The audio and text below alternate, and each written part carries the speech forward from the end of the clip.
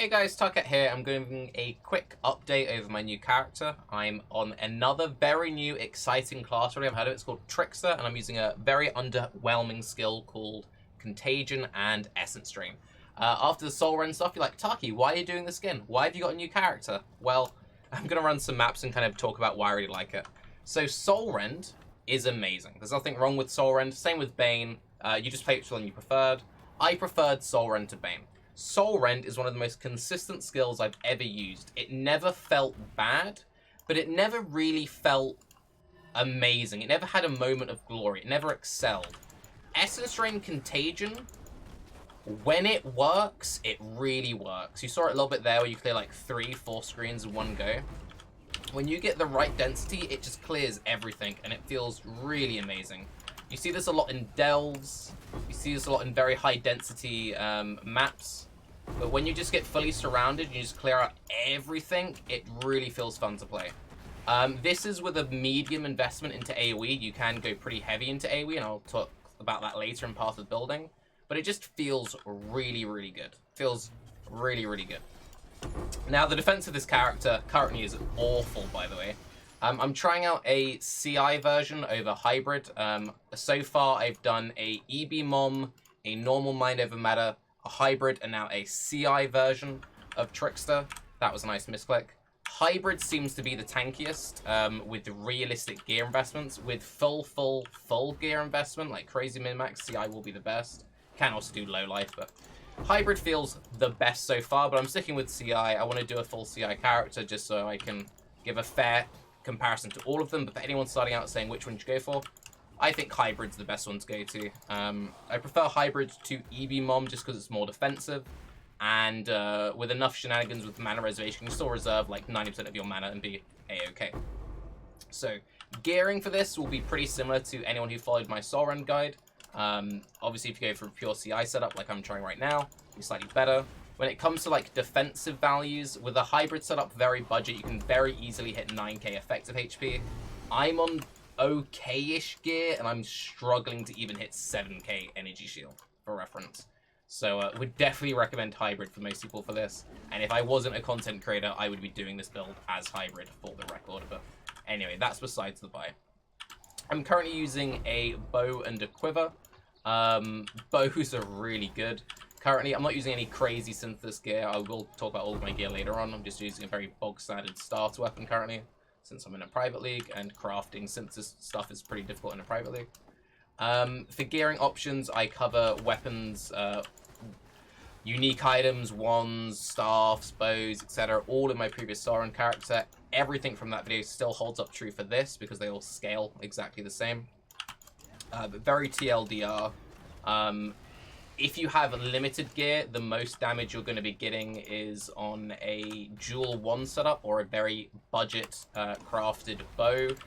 Staves, staffs, I really dislike them. I feel like bows are just nearly always better unless you're doing wonky cast while channeling memes.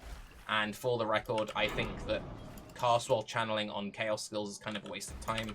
Pure Blight does more damage after like a 2-second period than Blight cast while channeling. Why is it always sneaking into my inventory? Pure Blight does more damage than Blight cast while channeling. And yeah, just don't do it. So let's clear out the rest of this map, and then I'll do a cell just to give another example of ED clearing. But it's really good. It feels really nice. People say, hey, you know, isn't Bane just better? Isn't Soul Rend just better? While leveling, sure, but once you actually get into maps, honestly, Essence Drain Contagion really does pop off. So let's just dump all of this shit for now, and we'll do that later. Let's kind of run a very, very pack-sizey map. So when I said that Soul Rend always felt consistently good, but sometimes just felt a bit awkward, with the way that it seeks through maps, it can feel great. But whenever there's lots of things all around you, you often end up having to shoot multiple times. Here, one room, clear out the whole room. It really feels good. The more density you can invest, the better it is. The more pack size you're running, so the more sextants, the more this, the more that, the more you're putting into the content you're doing, the better Essence Drain will feel. When it comes to just leveling, Essence Drain doesn't feel that good. So a lot of people play Essence Drain like once while leveling, and they're like, oh, I don't like it. But then they see it and they're like, oh, that looks really cool. What's the difference? AoE investment. So I'm currently using a Carcass Jack. It doesn't scale with area damage, but it does scale with area, like just area scaling. The damage is pretty decent, as you can see, and it's definitely good enough to clear everything you want to clear on a very limited budget. I mean, we all kind of know this, but it's just the playstyle. It just feels good. I don't know. If I had to rank all of the Chaos skills, I think a half-geared Essence Rain Contagion character is rank 1, in my opinion. Then Soul Rend, then Corsicaro, then Bane after Corsicaro. I feel like Bane doesn't have enough visual feedback for me personally, but, you know, if you like it, great. None of the Chaos skills are bad, and that's the main thing that I need to stress. I've had a lot of people in my stream saying, hey, Tarke, you know, why are you playing this? This is bad, this is bad, this is great. All the Chaos skills are really good. It's just you might like one more than others, and some of them are just better at certain things. Big pack size, definitely Essence Rain Contagion takes the cake. Where are you spending most of your time in maps? Hopefully in good pack size. If you're running your maps properly, you should be running super dense maps. So if you're playing the game properly, that's a bit of a debatable one, but if you're investing into what you're doing, then this should always be best. And if you're doing a lot of delving, this is also best. One of the other issues I had with Soul Rend that I didn't really enjoy was on bossing. So when it comes to bossing with Soul Rend, you're mostly just hard casting. And if you're just going to hard cast into a boss, I'd rather be using Blight, because Blight does more damage just hard channeling it on a Trickster. You have the slow, it's more defensive, you get to have the infused channeling buff. The infused channeling buff is very strong, and I couldn't really fit it into my Soul Rend build. So you get the infused channeling buff coming from that. You get Arcane Surge coming from your Contagion, and it all kind of works together. So let's just briefly talk about gems. So one thing which really pushed Contagion to the next level this league was the introduction of Intensify. So supported skills have 53% increased area of effect. So if you do Contagion, Intensify, increased AoE is your 3-link, and that's the core 3-link. Big AoE. Now, if you stack your Contagion, obviously it goes down, but you never stack Contagion. You literally just go boom, boom, done. It's beautiful. If you can fit more links into it, Arcane Surge would be your 4th link.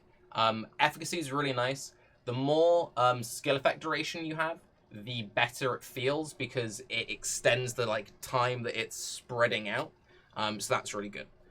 For Essence Drain, in my very basic bow, this is a terrible thing. You should be crafting like crazy, like +8 levels, but we haven't got that much currency at the moment. We're using a level 21 Essence Drain, Efficacy, Void Manipulation, Controlled Destruction, Swift Affliction, and then Empower on the end here. If you haven't got a level 3 Empower, then just throw it an Arcane Surge in as your 6th link. You could alternatively use Decay. I'll just use Arcane Surge as 6th. Yeah, that's really kind of the links and the gear. Other things that I've got going on, Blasphemy, Despair, Temp Chains, Malevolence. I'm getting my Temp Chains reservation covered by a Solstice Vigil. If you can't afford a Solstice Vigil, you could use a Despair in Presence. Basically have one of these curses coming for free, and you're good to go. And then you've got Blasphemy, Malevolence, and then I've got a Discipline floating in a Pariah ring. Any unset ring would do. I was just using this because it gives a bunch of energy shield. As you can see, I'm struggling with energy shield, but please do go hybrid. Vol Blight, Efficacy, Controlled Destruction, Infused Channeling. Infused Channeling there because it gives us that really nice 10% more chaos damage. Very, very solid. And then we have a Flame Dash, Faster Casting, Enhanced, Portal Gem. You don't have to run Portal Gem. I've grown really used to Portal Gem. You can have it in a weapon swap. I just really, really like it. Let's briefly talk about some skill tree stuff. So, this is my goal level 90 skill tree. With all the gear I currently have equipped, I'll have 7.1k energy shield. I will have 40 radius on my Contagion. And I will have 568k boss damage.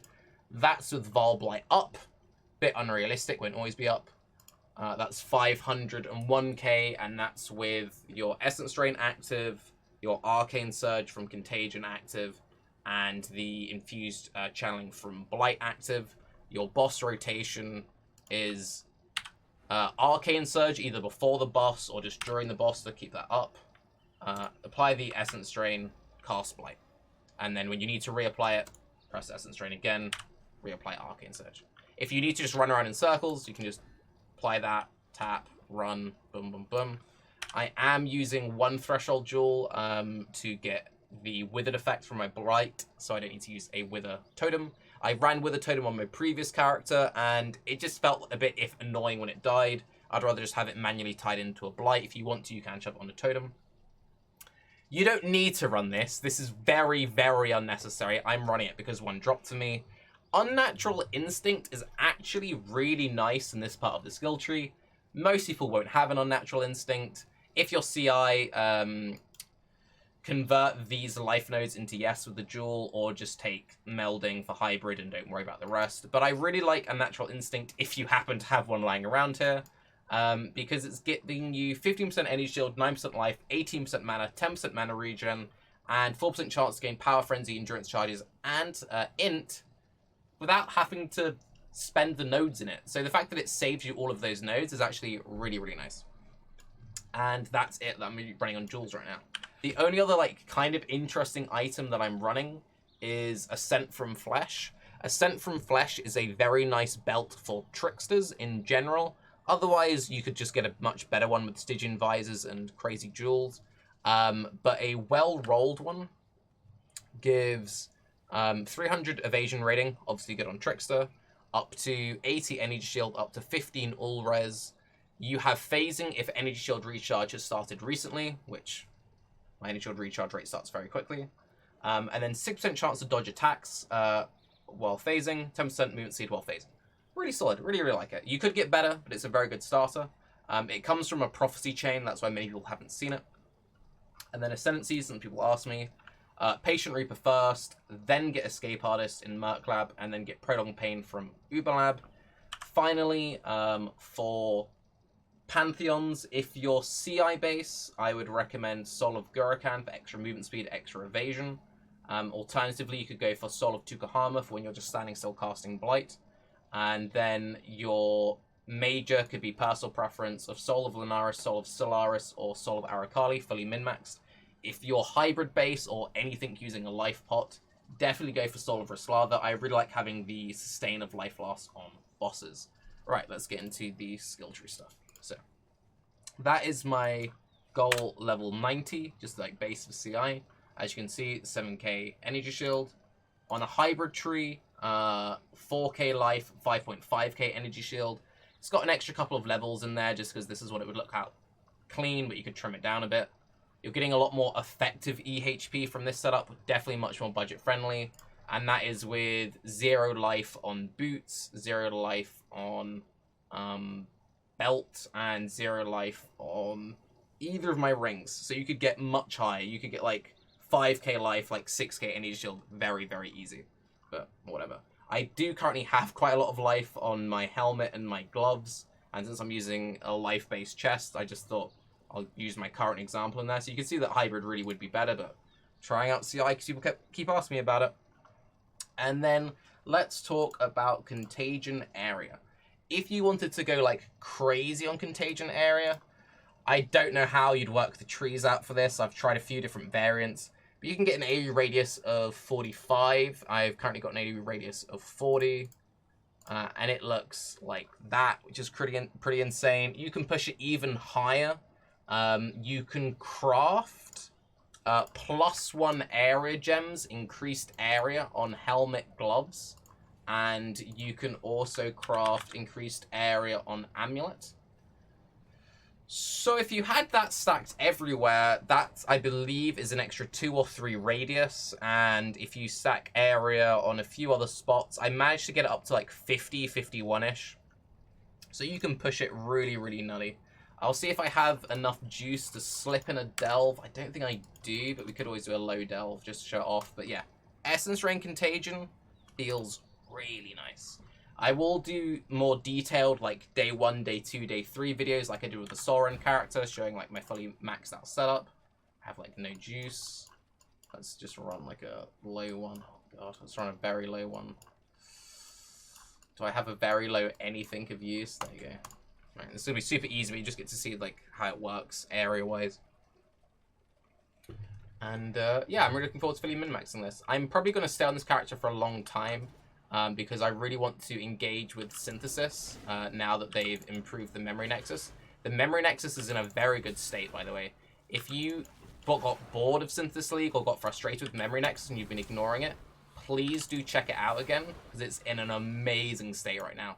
The rewards are through the roof. It's like really, really rewarding. Right, let's let the delay get in a bit. So you can see that they're still dying from Essence Drain Contagion we casted ages ago. But when you have enough duration on your Essence Drain Contagion, if the timing's right... Okay, we can't get it there. Come on, get the timing right. Keep trickling. No! No! Chain! Ugh. Right, when the mobs come in... There we go. Okay, you can see it. When they come in at the right time, it will continue to chain around as more spawn in as the old ones are dying. It's nice. It's nice. It's very similar to like a Prolif playstyle. But yes. That is my basic Essence Drain Contagion update. Check out my previous Sauron videos to see like in-depth gearing options. And if you're still playing the Sauron character, maybe try it out. It's pretty cool. And I really like my MTX, by the way. I'm Tarke. Have a good day. Bye-bye.